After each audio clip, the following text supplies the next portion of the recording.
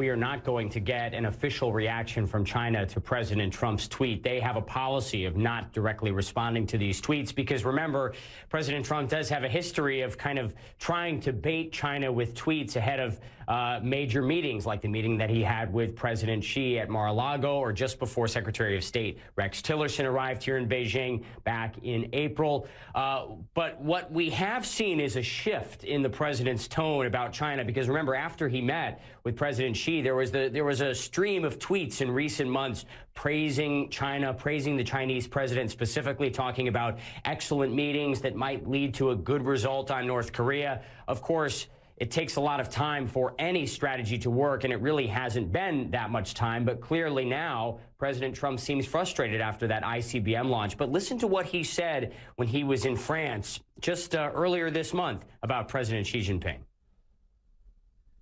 Well, he's a friend of mine. I have great respect for him. We've gotten to know each other very well. A great leader.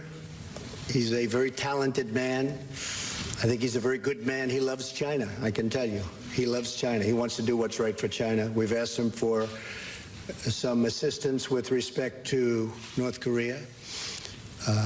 Probably he could do a little bit more, but we'll find out.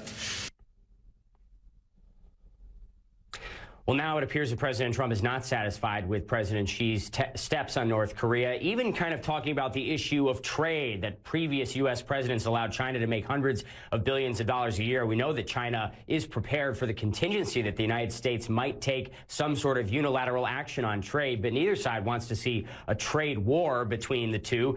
Xi did give a speech just within the past couple of hours after staging a massive military parade at a military training site in Inner Mongolia. It was a very short speech. He did not mention Trump's tweets. He also didn't mention North Korea directly, but did talk about the importance of growing the strength of the People's Liberation Army, the Chinese army, which is celebrating its 90th anniversary. That's why this major parade was held, showcasing new Chinese stealth jets and also, incidentally, Chinese nuclear-capable ICBMs at the very end of the parade, which the announcer called a show of strength. Of course, North Korea just yesterday tested its own ICBM that experts now say has the potential to reach good portions of the mainland United States from Los Angeles all the way to Chicago.